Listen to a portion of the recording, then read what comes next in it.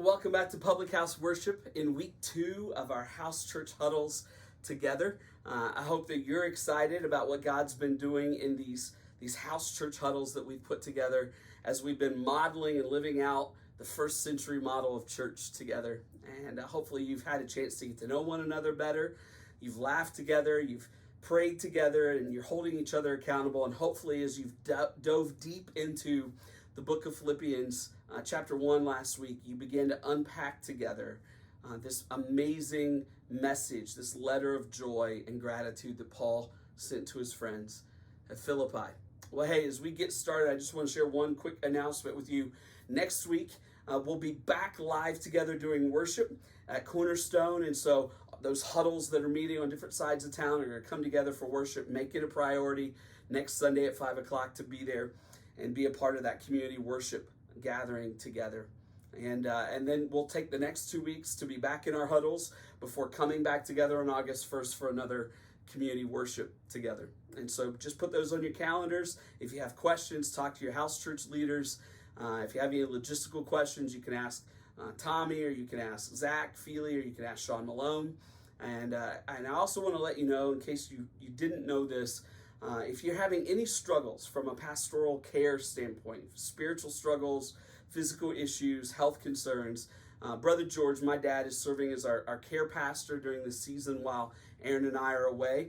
And so feel free to reach out to him. And if he feels like he needs to and it's an emergency, he'll let me know. Otherwise, he'll care for you, and you couldn't be in any better hands than with Brother George during this season of ministry. Well, if you have your Bibles, we're in chapter 2 this week of the book of Philippians. Philippians chapter 2. And as you're turning there, I want to remind you a little bit about this. Remember, this is a personal letter written by Paul to his friends in the church of Philippi that he started on his second missionary journey around 50 AD. This is written about a decade or so later, and it's in response to their generous gift that they sent to him while he was in prison at Rome. And so this has a very personal nature to it because these people in Philippi are dear friends of Paul. And so you can catch the tender and personal language as we read together. Tonight we're in Philippians chapter 2, and we're going to begin reading in verse 1 together.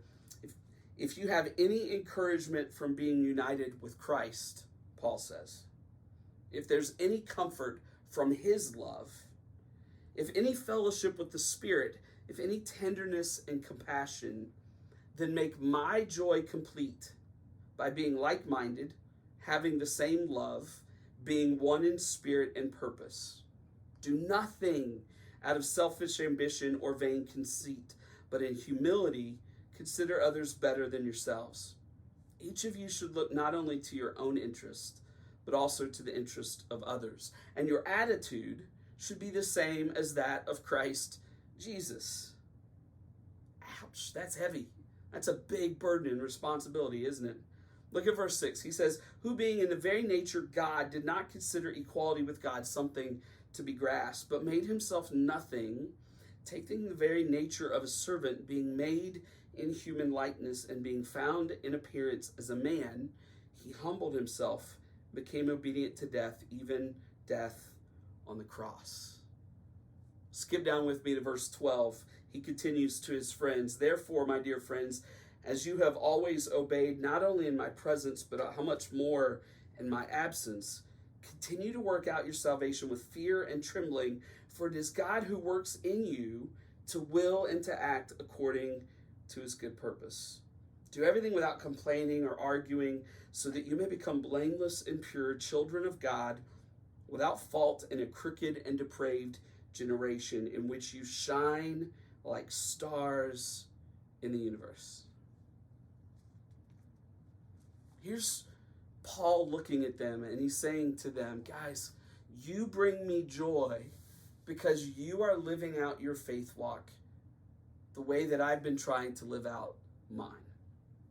You have chosen to invest yourself in becoming more like Christ. And I see that in evidence in your life when I'm there with you and when I'm here in prison away from you.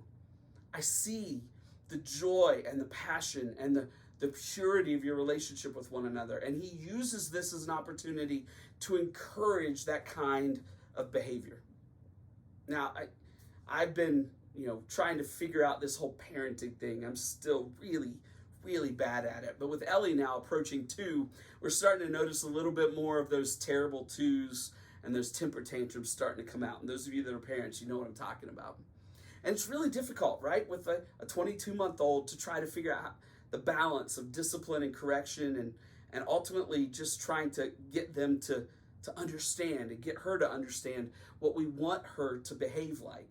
And so this is what we've been trying to do. We've been trying to make sure that every time that she says or does or acts in a way that we are proud of, we praise that. We reinforce good behavior so that we don't have to correct poor behavior nearly as often. Now, we're seeing marginal results so far, as most of you would expect with a 2-year-old. But what I am noticing is how much she glows when we praise her for doing the right thing. So much so that now, when she does the right things, she'll even smile and clap for herself, which is one of my favorite things as a dad, watching her do that. I kind of pictured that happening in the church at Philippi when they are reading this letter from Paul, because Paul is reaffirming good behaviors in their life, isn't he? And so I kind of imagine the pride beginning to well up, and they're patting each other on the back, and they're clapping and cheering each other on, because Paul is highlighting this really good part of who they are as followers of Christ. And what is it that he makes the singular focus? He is saying here, there is a communal nature to real joy. Like, there's this significance in unity and humility and servanthood and interdependence that wells up within us this deep, passionate joy. In fact, he says you can't really separate unity and servanthood and humility from joy, because all of those things naturally spring up within us a deep, powerful joy. If you're taking notes tonight, I want you to write this down. Number 1, joy comes from our unity with Christ and is expressed in our relationship with others. You notice that Paul says in the first 4 verses here, nothing would give me more joy than to see you unified and considerate of one another. Nothing would give me more joy. Guys, one of the things that I'm noticing in 21st century American church is that the churches who are reaching the most people for Christ are churches that are unified around a common vision. They are servant focused. They're trying to make a difference in the lives of each other and the lives of their community. They're humble, and they don't even focus in on what they want or what they desire. In fact, they're willing to lay aside their preferences and their rights for the sake of other people. Why? Because that innately, naturally develops within them this spirit of joy, and joy is contagious, isn't it? Joy is contagious. And if we're going to be that kind of church, as we move into our fall relaunch that's coming up in a few weeks, as we kind of cast a vision for the direction of what the church is going to look like moving forward, I can think of nothing more important for us than to be the kind of church that is filled with joy because we are unified together, we are humble, we are servanthood leaders, we are selfless, we lay aside our personal preferences and our rights for the sake of one another and the world that we're trying to reach. Guys, Paul's trying to get this through to them in a powerful way, because he knows that we're never going to experience true joy if we're proud or selfish or mean-spirited, or if life is all about us. If you remember last week, we talked about the Greco-Roman contract of friendship, that the highest level of friendship was almost like they entered into a contract with one another, a spirit of brotherhood. I've got your back, you've got my back, and if somebody opposes you, they oppose me, and I'm going to stand in the gap with you, and we're going to do this together. Guys, if we are going to make a difference in our community, it starts with us being a healthy body together, unified, humble, selfless, servant-minded, because that's where joy comes from. In fact, Paul believes in this so much that he uses Timothy and Epaphroditus in like the last 10 or 12 verses of the chapter as an example to them of what that looks like. Why does he do that? Well, all of those people know Timothy and they all know Epaphroditus. And so he gives them godly examples for them to go, yes, these guys are humble and they're selfless leaders. They give of themselves and they are filled with joy, and they bring us joy too. If we are going to have that kind of joy, it requires us to take our unity with Christ and turn it into unity with others. Number 2, he says this: our ability to effectively share our faith is predicated on our commitment to imitate Christ. What's he do? He says, listen, it's important for you to be unified, to be humble, to be selfless, to be a servant, to be willing to lay down your rights. And then he follows it up by saying, and you are to do that by simply modeling what Christ did.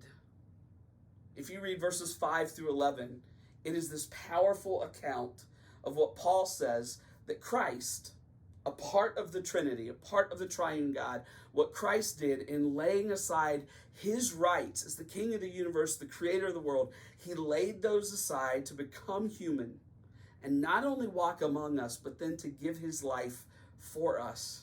He says, God didn't have to do that, but he did for our sake.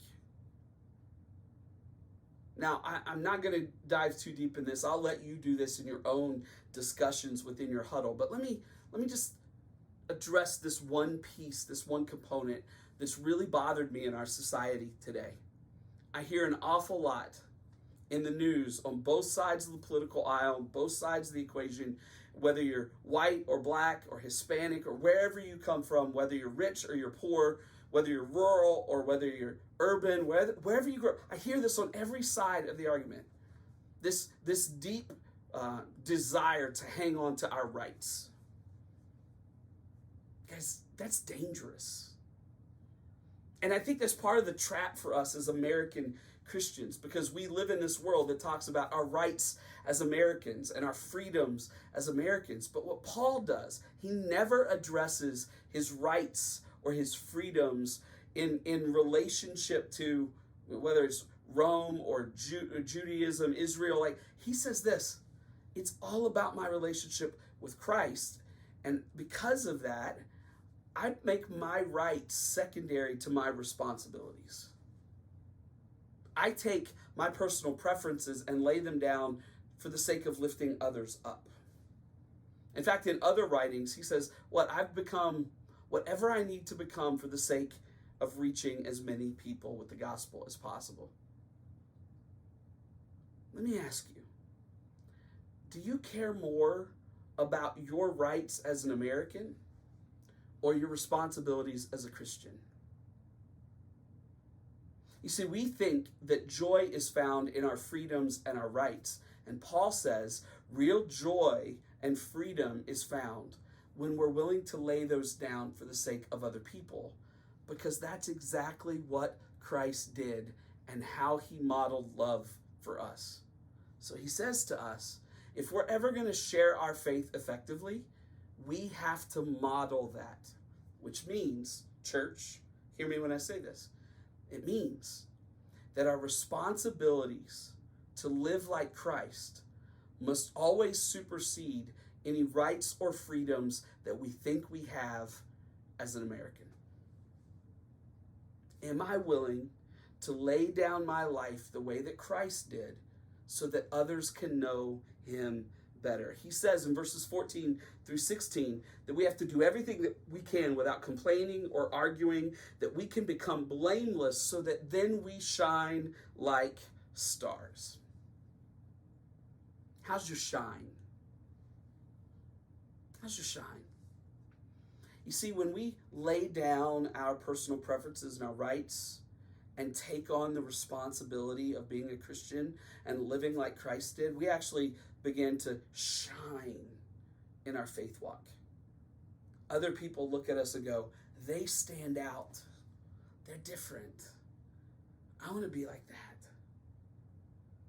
You see, Paul stresses the need for personal purity, but he combines that with community, patience, and peace. And he says to the church at Philippi, you keep doing what you're doing. Bravo! Reinforcing that good behavior, because he wants them to know that's how they're going to make a difference. This is way bigger than Simon Says. This is Jesus Does. You remember that game, right? As a kid, I used to pride myself on being good at that, but I really wasn't, because I talk better than I listen, right? And so I get all caught up in it. And so they'd say Simon Says or whatever, and eventually I'd be so worked up that I would miss out on it and I'd get kicked out of the game or whatever. This is bigger than Simon Says. This is Jesus Does.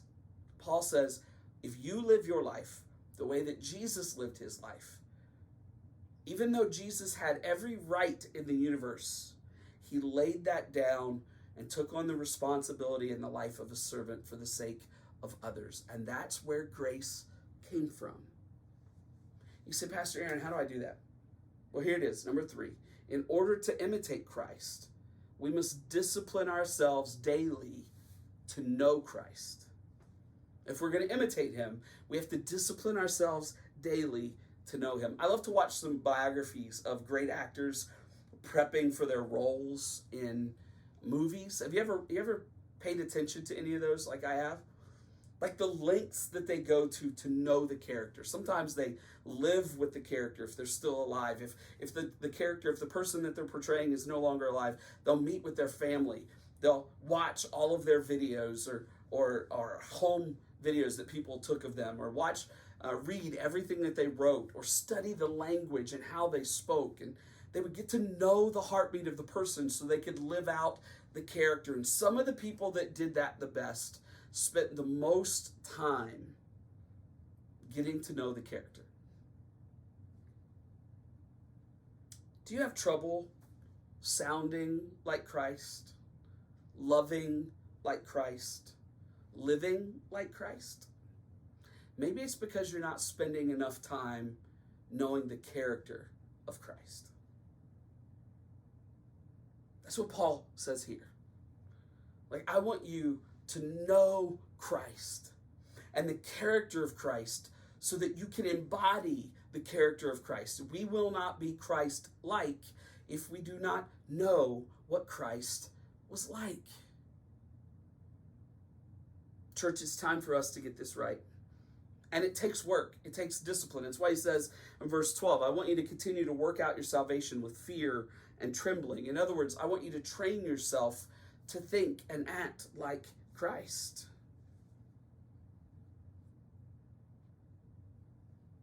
As we wrap up tonight and I hand you off to your small group discussions, let me ask you this question. Do you know the character of Christ so well that your imitation of him is uncanny?